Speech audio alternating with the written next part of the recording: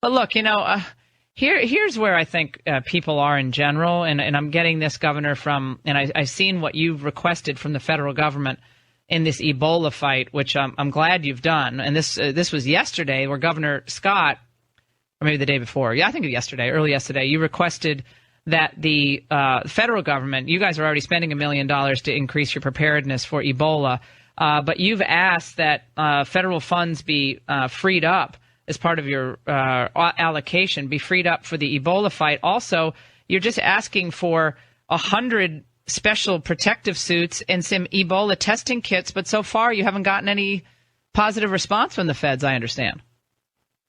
No, I mean, fortunately, we don't have Ebola in our state yet, and I hope we never will.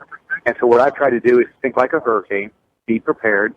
I want to make sure that we have the right training, the right kits, the right testing. We've asked for testing kits from the CDC. We asked for 30. They've given us 3. Wait, hold on, Governor. I want people to understand that, because you got some background noise on your cell phone, I think. So I want to make sure we hear everything. So whoever's talking in the background, throw them out of the car. So you've asked for 30, and you've received, because in one of the accounts I'm reading in the Tallahassee Democrat, it said you asked for 100, but you asked for 30 so far, and you've gotten 3. Yeah, on the testing kits, we've got 3, and on the protective gear, we've gotten 0. We've been out buying our own protective gear, because Laura, here's my concern. I hope we never have Ebola, but if we do, we've got to be prepared.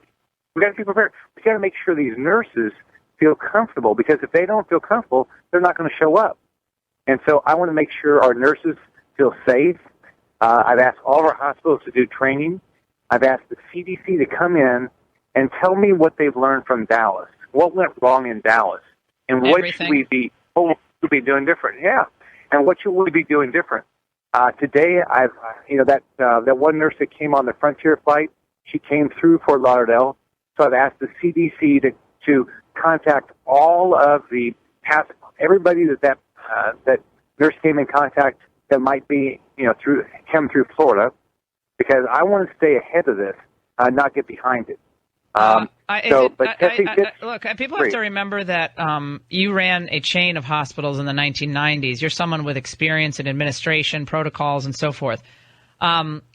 Apparently, so far, and your state is pretty much in the same boat as every other state on this, because again, the federal government hadn't sent out the alarm bells on this months ago, when it should have, 10 months ago, really, when this thing really began to spiral out of control in Africa. Only 39 hospitals in Florida, according to the Tallahassee Democrat, have completed training on the handling of Ebola. And again, that mirrors pretty much every other state I'm looking at closely. That's not. I'm not saying that in a way to criticize at all, because this is what happens when we're not getting information from our own government, who is supposed to be ahead of this.